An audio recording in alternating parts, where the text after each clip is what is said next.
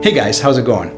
Today we've got a great video lined up. We are going to compare three flagship guitars. We've got an American Standard Stratocaster, an American Standard Telecaster, and a Gibson Les Paul Studio. Now each one of these instruments is roughly in the same price range, so there's no advantage one way or the other that way. And if you are interested in owning one of these iconic instruments, there's really something in everybody's price range. On the Fender side, there's the Squire instruments, the Classic Vibe instruments, a ton in the Made in Mexico price range, the American Special, American Standard, American Deluxe, American Vintage Reissue, Custom Shop, literally something for everybody. And the same thing goes for Les Pauls. So we are really spoiled for choice when it comes for picking instruments these days. There's tons of options for a bunch of great instruments. Today what we're going to do is basically play these guitars back to back, head to head, so you can hear some of the differences between them and hopefully help you maybe choose and decide, am I a TELE guy, am I a STRAT guy, am I a Les Paul guy? Hopefully this video will maybe show some of the strengths and weaknesses of each instrument. So let's take a look at the first guitar. Alright, so the first instrument we're going to look at is the American Standard Telecaster. So here it is. Now, when I started playing teles, I really fell in love with them. I just love the bare bones simplicity of this instrument. There's a volume and a tone and a three-way switch. That's it. So it's really easy to just dial in a sound and go. There's not 17 pickup selection options of split coils and in phase and out of phase and all that kind of stuff. It's just a very simple instrument that you can get a great sound out of really quickly. Now, maybe something that I dislike slightly about a Telecaster is it's really utilitarian, which is a strength and a weakness. I do enjoy that about it, but the neck heel joint here is just square, and when you're playing on the upper frets, it gets in the way. There's no belly cut, there's no contours, and the edges even are just barely rounded. So it's about as basic as you can get for an instrument, but utterly reliable, and it has great tone. So let's look at the next guitar. Okay, so the next instrument we're going to look at is the American Standard Stratocaster. Here it is. So a beautiful guitar, very different than a Telecaster. Since we were talking about the body last on the Telecaster, this one is so comfortable. It's got contours everywhere, a nice belly cut. It's kind of like, kind of shaved back this way, so when you're picking and strumming, it's super comfortable.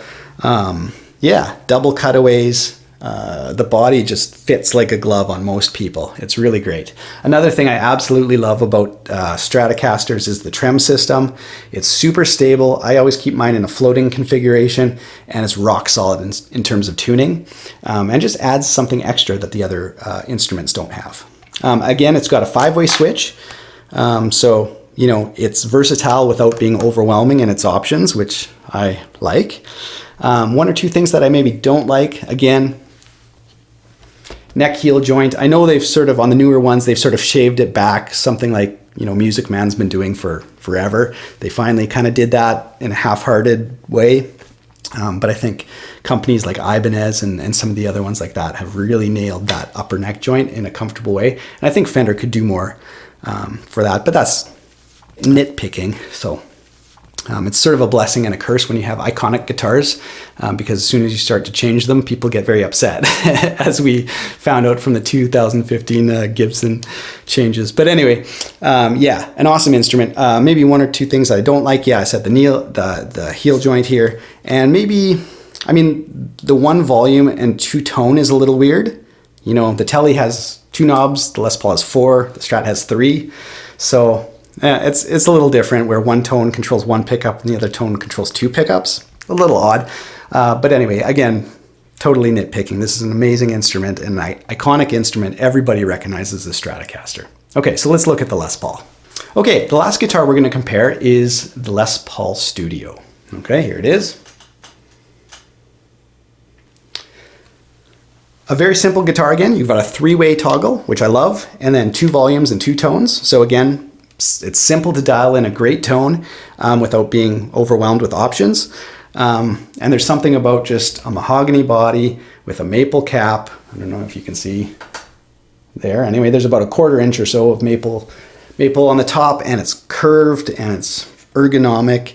And I think it's the most beautiful of the 3 instruments to look at, in my opinion. It's a gorgeous instrument. The tone on it is amazing. So again, a big plus.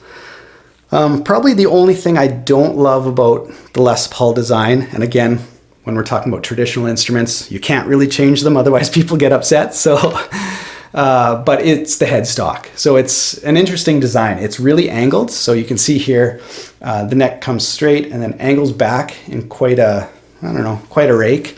And then the nut is wide. The Fender instruments, you notice, have a straight headstock with a narrower nut. And I think with this Gibson design, it sort of invites a little bit of tuning issues. Now, thankfully, this guitar keeps tune quite well, but there's a lot of people who have spent thousands of dollars on a Les Paul only to find that it doesn't hold tune, or they have to replace the nut or do nut work.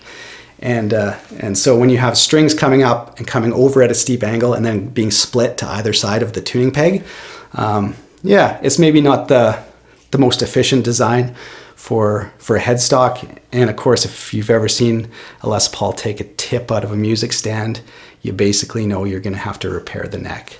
So I've had one years ago, not this one, fall, and it was cracked on both sides, and you know, then you have an expensive repair. So when a Fender instrument falls, it's a maple neck, which is stronger. It's a straight design, so you don't get that same pit in your stomach when you see a Fender instrument go over. You just pick it up and retune it and keep playing. So, all right, so there are 3 guitars. Let's get on to the fun stuff. Let's do the playing comparison. Now we're going to put these guitars through a bunch of different playing tests, but the first one we're going to do here is some riffs. So in the bridge pickup, we're going to play sort of a country rockabilly lick. And then in the middle position, we'll play some picking, and in the neck position, we'll play some jazz. All right, let's take a listen.